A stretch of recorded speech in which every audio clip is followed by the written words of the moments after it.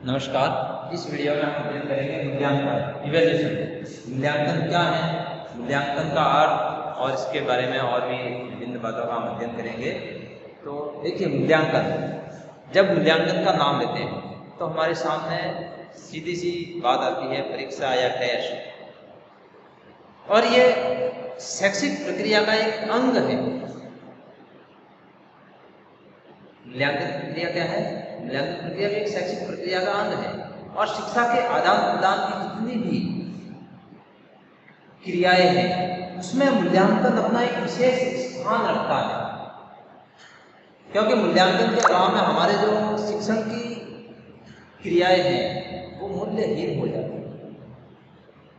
अब प्रश्न उठता है कि मूल्यांकन क्या है? मूल्यांकन क्या है? तो जे.डब्ल्यू. राइस्टेन ये कहते हैं कि मूल्यांकन सापेक्षिक रूप से नवीन प्राविधिकी पद, यानी टेक्निकल टर्म, जिसको कहते हैं टेक्निकल टर्म है, जिसका प्रयोग मापन की धारणा का परंपरागत जांच और परीक्षाओं की अपेक्षा अधिक व्यापक रूप में व्यक्त करने के लिए किया गया है। और मूल्यांकन में व्यक्तित्व संबंधी परिवर्तन, शैक्षिक कार्यक्रमों के मुख्य उद्देश्यों, इन पर बल दिया गया है। और इसमें केवल पाठ्य वस्तु की निष्पत्ति ही निहित नहीं है, वरन इसमें वृत्तियां, रुचि, आदर्श, सोचने का ढंग, कार्य करने की आदत, व्यक्तिगत और सामाजिक अनुकूलता, ये सारी निहित है। यदि हम कहते हैं कि छात्र का सर्वांगीण विकास कितना हुआ, उसकी जांच करना। शिक्षा का उद्देश्य क्या होता है? छात्र की सर्वांगीण विकास करना। तो सर्वांगीण विकास की जांच करना मूल्यांकन होता है। सिर्फ लिखित परीक्षा में अंक आने से कुछ नहीं होता। मूल्यांकन उसके समस्त विकास से संबंधित है। शिक्षा आयोग ने कहा, यदि शिक्षा आयोग के अनुसार मूल्यांकन क्या है, एजुकेशन कमीशन के अनुसार, तो शिक्षा आयोग ये कहता है कि मूल्यांकन एक निरंतर चलने वाली प्रक्रिया है। कभी मूल्यांकन रुकना नहीं चाहिए, निरंतर मूल्यांकन होना चाहिए, और जो शिक्षा प्रणाली का एक अभिन्न अंग होता है। इससे छात्र के अध्ययन की आदत और अध्यापक की शिक्षण विधि पर बहुत बड़ा प्रभाव पड़ता है। यानी कि छात्र कितना अध्ययन कर रहा है उस पर तो प्रभाव पड़ेगा ही पड़ेगा। इससे अध्यापक भी ये देखेगा कि अगर छात्रों के कम नंबर आए तो क्यों आ रहे हैं, शायद हो सकता है मेरी शिक्षण विधियों में कमी हो, तो वो शिक्षण विधि चेंज करता है। इसलिए शिक्षण विधियों पर भी प्रभाव पड़ता है। और मूल्यांकन की जो विधियां हैं उनमें वांछित दिशाओं में छात्र के जो विकास के बारे में प्रमाण और संग्रहित करने के साधन है, यानी उसके विकास कितना हुआ उसका संग्रहण करना उसका साधन है। और ये जो विधियां हैं वो प्रमाणिक, विश्वसनीय, वस्तुपरक, व्यावहारिक होनी चाहिए। मैगलिन कहते हैं कि मूल्यांकन शब्द मैं इसे पसंद करता हूँ। मैगलिन क्या कहते हैं कि मूल्यांकन शब्द, मूल्यांकन शब्द को पसंद करते हैं, अथवा मैं इसे नापसंद करता हूँ। मूल्यांकन क्या है कि या तो मैं पसंद करता हूँ या नापसंद करता हूँ, इन दो अर्थों में प्रयोग किया जा सकता है। यह किसी भी व्यक्ति द्वारा किसी कार्यक्रम, क्रिया, प्रक्रिया, इसके द्वारा प्राप्त जो अनुभव के विषय में एक सामयिक प्रक्रिया होती है। यानी मूल्यांकन क्या है? कोई किसी चीज को मैं इसको पसंद करता हूं या मैं इसको नापसंद करता हूं, सीधी सी बात है। तो ये मूल्यांकन प्रक्रिया, इसी में मौफाल कहते हैं कि मूल्यांकन एक निरंतर चलने वाली प्रक्रिया है, और ये छात्रों की अनौपचारिक शैक्षिक उपलब्धि की अपेक्षा अधिक है। यानी जो अनौपचारिक शैक्षिक उपलब्धि है उससे भी अधिक है। यह व्यक्ति के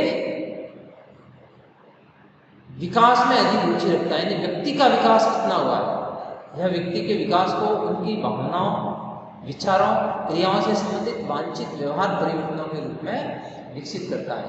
यानी उसके व्यवहार परिवर्तन कितना हुआ, हम कह सकते हैं कि छात्र का या व्यक्ति का सर्वांगीण विकास,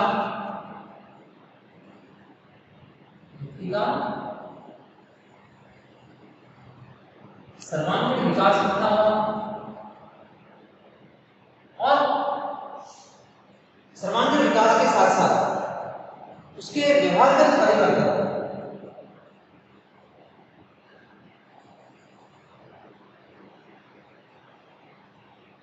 भी इसमें देखे जाते हैं। जैसे मान लीजिए आपको पहले भी बताया कि आप बच्चों को क्लास में आपने बता दिया कि जाओ पानी पी के आओ, लेकिन वहाँ लाइन बना के पीना। आपने सिखाया कि हर जगह लाइन बनानी चाहिए, लाइन बनाकर पानी नल से पियो, लेकिन वो गए और भीड़ भाड़ कर ली वहाँ। सीखा हुआ तो है बच्चों ने, लेकिन उनके व्यवहारगत परिवर्तन नहीं हुआ। व्यवहारगत परिवर्तन नहीं होगा तब तक शिक्षा कोई काम की नहीं है। इसलिए व्यवहारगत परिवर्तन बड़ी बात है, इसलिए व्यवहारगत परिवर्तन भी होना चाहिए मूल्यांकन के अंदर। देखिए एक और इसमें बात है कि ये सतत प्रक्रिया है, सतत प्रक्रिया है कि एक बार डांस में परीक्षा ले ली, वो नहीं, सतत प्रक्रिया, लंबे समय तक हर रोज इसको जांचे तब जाकर मूल्यांकन। और मूल्यांकन का उद्देश्य केवल साक्ष्यों के संकलन तक सीमित नहीं है, और छात्रों के व्यवहार में परिवर्तन किस प्रकार हुआ है वो हमेशा देखना चाहिए। और परिवर्तन के अध्ययन के आधार पर शिक्षण जो अधिगम है उसकी प्रक्रिया में सुधार, शिक्षण प्रक्रिया में सुधार का साधन, शिक्षण प्रक्रिया में सुधार का साधन। मूल्यांकन से शिक्षण प्रक्रिया में सुधार किया जाता है कि कहाँ कमी रह गई उसको देखा जाता है, और इस प्रक्रिया के द्वारा जो साक्ष्य होते हैं उनका संकलन किया जाता है और इसे प्रमाणित करता है कि छात्रों के व्यवहार में वांछित परिवर्तन हुए या नहीं हुए। तो ये सारी ये चीजें आती है मूल्यांकन के अंदर। उसकी सर्वांगीण विकास की जांच होती है, उसके व्यवहार के परिवर्तन की जांच होती है, और सतत रूप से होती है, सतत रूप से होती है। ऐसा नहीं कि एक बार जांच लिया, किसी के व्यवहार को एक बार देखने से पता नहीं चलेगा, लंबे समय तक उसके व्यवहार को देखिए तब जाकर पता चलेगा। और शिक्षण प्रक्रिया में सुधार का एक साधन है। इसलिए मूल्यांकन क्या है, व्यक्ति का सर्वांगीण विकास की जांच,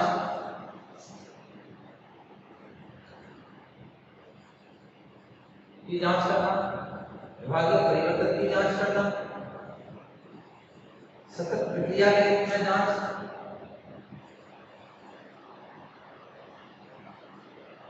और शिक्षण प्रक्रिया सुधार करना, इससे शिक्षण प्रक्रिया की जांच करना, यह मूल्यांकन होता है। हमने मूल्यांकन क्या है ये देख लिया। अब हम पढ़ेंगे मूल्यांकन का महत्व। मूल्यांकन का क्या महत्व है, मूल्यांकन इसलिए किया जाता है, उसका क्या महत्व है। तो देखिए शिक्षण में मूल्यांकन का बहुत महत्व होता है, क्योंकि हम देखते हैं कि शिक्षण में एक उपचारात्मक शिक्षण, आपने शब्द चुना होगा उपचारात्मक शिक्षण। उपचार, जब हम बीमार होते हैं तो किसी डॉक्टर के पास जाते हैं, वो हमें दवाइयाँ देता है, उपचार किया जाता है, हमारा उपचार किया जाता है। तो शिक्षण में इस प्रकार से शिक्षण में उपचारात्मक शिक्षण दिया जाता है कि कोई छात्र है वो कहाँ पर कम है, कम क्यों है, कमतर क्यों है, वहाँ उस अमुक टॉपिक या अमुक जगह को गलतियां क्यों करता है, तो उसको उस गलतियों को सुधारना, कौन सुधारता है, शिक्षक। तो ये उपचारात्मक शिक्षण के रूप में काम में लिया जाता है इसको। यानी शिक्षण में जो उपचारात्मक शिक्षण, इसका हम उपचारात्मक शिक्षण का बहुत महत्व है। और मूल्यांकन में ये निश्चित होता है कि किसी विशेष उद्देश्य की प्राप्ति नहीं हुई,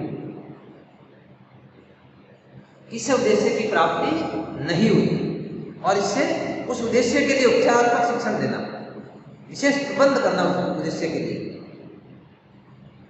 और उसको प्राप्त करना। यानी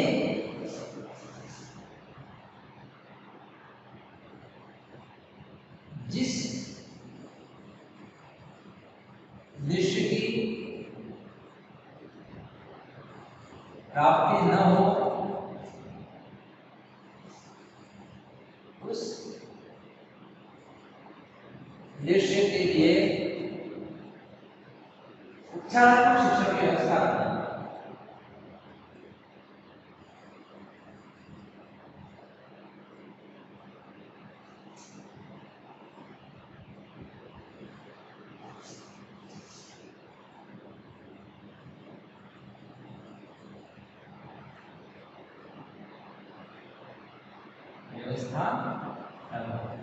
यदि जिस उद्देश्य की प्राप्ति न हो उसके लिए उपचारात्मक शिक्षण की व्यवस्था करना पहला काम होता है। दूसरे महत्व के रूप में हम कह सकते हैं कि मूल्यांकन के द्वारा विद्यार्थियों को उसकी प्रगति का भी ज्ञान हो जाता है और सीखने के लिए उसे पुनर्बल मिलता है। विद्यार्थी को प्रगति का ज्ञान होता है।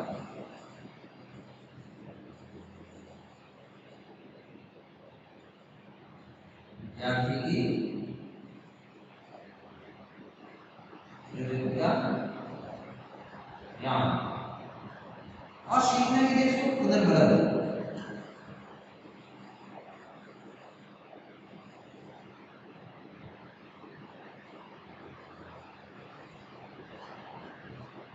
सीखने के लिए पुनर्बल उसको मिलता है कि अच्छा कर रहा है तो और अच्छा कैसे करूं, और अगर खराब किया है तो मैं अच्छा कैसे करूं, पुनर्बल उसको मिलता है।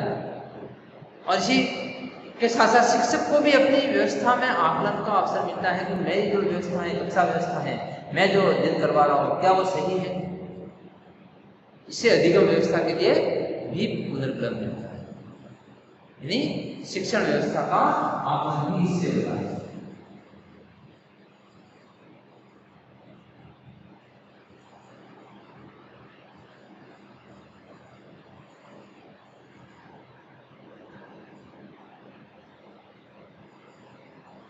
शिक्षण व्यवस्था का आकलन भी इससे होता है। और हम कह सकते हैं मूल्यांकन के परिणाम के आधार पर विद्यार्थियों का जो स्तरीकरण है वो ज्ञात किया जाता है। इसका विद्यार्थी का स्तरीकरण कौन कहाँ किस रैंक पर है, विद्यार्थियों का स्तरीकरण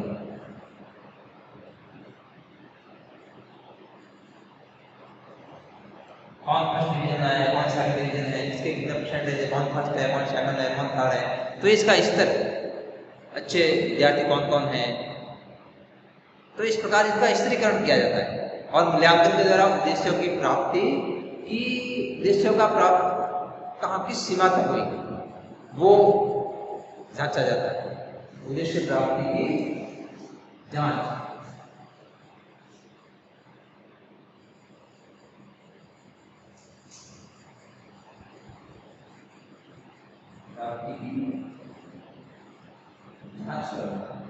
जिस उद्देश्य से हम अध्ययन करवा रहे हैं उन उद्देश्य की प्राप्ति कहाँ तक हुई, कितनी हुई, उसकी जांच करना भी मूल्यांकन का उद्देश्य होता है। मूल्यांकन का ये महत्व है। ये इस प्रकार से कि उसको हम कह सकते हैं कि छात्र को जिस उद्देश्य के लिए पढ़ा रहे हैं उसकी प्राप्ति अगर नहीं हुई है तो उद्देश्य के लिए उसको उपचारात्मक शिक्षण देना छात्र को, ताकि वो उस उद्देश्य की प्राप्ति कर सके। और विद्यार्थी की प्रगति का हमें ज्ञान होता है मूल्यांकन से सीखने के लिए छात्र को पुनर्बल मिलता है। शिक्षण की व्यवस्था का आकलन होता है और विद्यार्थी का स्तरीकरण कौन फर्स्ट है कौन सेकंड है होता है। उद्देश्य की प्राप्ति की जांच की जाती है कि उद्देश्य कहाँ तक प्राप्त हुए। इस प्रकार से ये मूल्यांकन का महत्व है। मूल्यांकन के महत्व के पश्चात हम लेते हैं मूल्यांकन के उद्देश्य। मूल्यांकन के उद्देश्य क्या क्या है?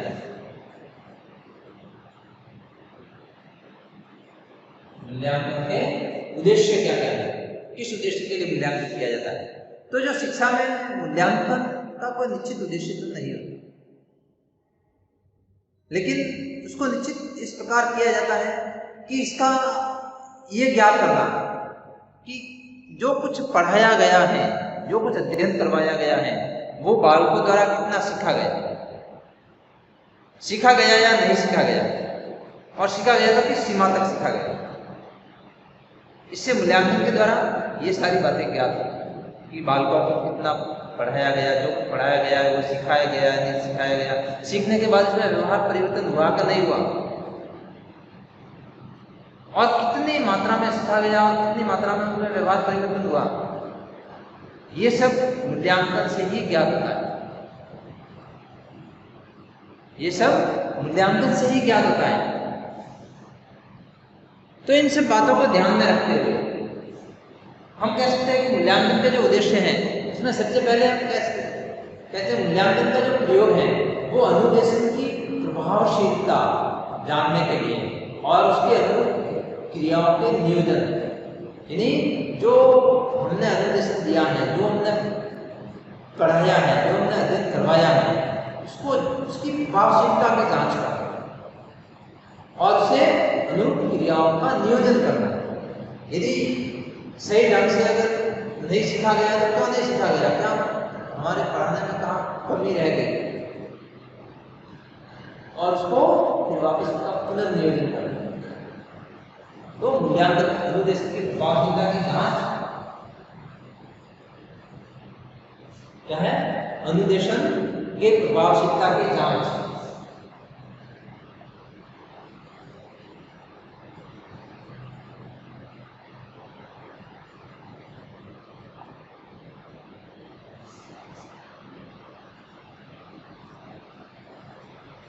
और उसका पुनर्नियोजन, जो सीखा गया है कितना सीखा गया है कितना नहीं सीखा गया है उसके अनुरूप, यानी उसको प्रभावशीलता की जांच करके उसके अनुरूप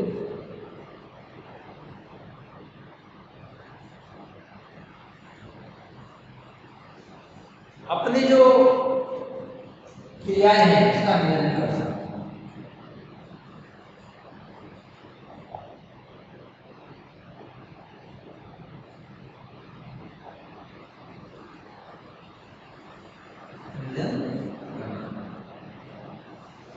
दूसरा कि मूल्यांकन का प्रयोग छात्रों के अधिगम संबंधी परिणाम की जांच करने के लिए भी किया जाता है। अधिगम कितना किया, अधिगम संबंधी परिणाम की जांच,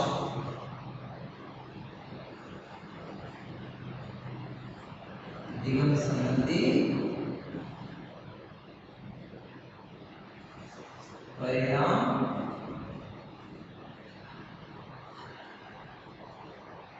की जांच की जाती है। अधिगम कितना किया, कितना सीखा, और मूल्यांकन का सर्वप्रथम उद्देश्य जिस मुख्य उद्देश्य की संज्ञा दी जा सकती है उसमें छात्रों का वर्गीकरण करना, छात्रों का वर्गीकरण करना। कैसे वर्गीकरण करना, कैसे वर्गीकरण करना,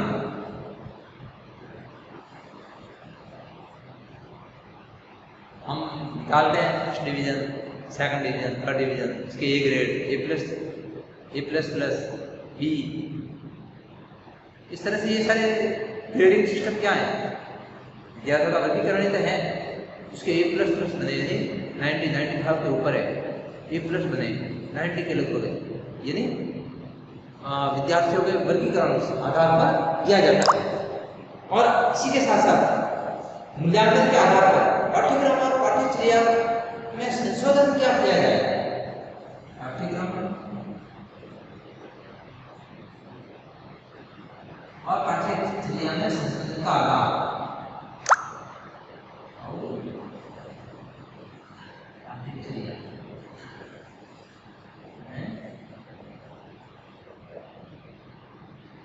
संशोधन का आधार, यानी मूल्यांकन के दौरान जिस प्रकार से छात्र सीखते हैं, कौन सा छात्र नहीं सीख पाते हैं उसको पाठ्यक्रम से हटना, और क्या चीज छात्र सीख सकते हैं उसको पाठ्यक्रम में जोड़ना, संशोधन का ये आधार है। और मूल्यांकन का एक उद्देश्य छात्रों की व्यक्तिगत और सामाजिक आवश्यकताओं की पूर्ति। छात्रों की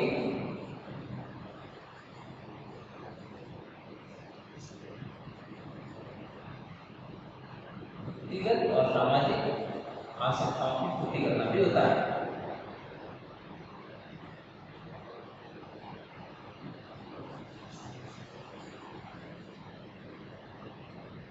आवश्यकताओं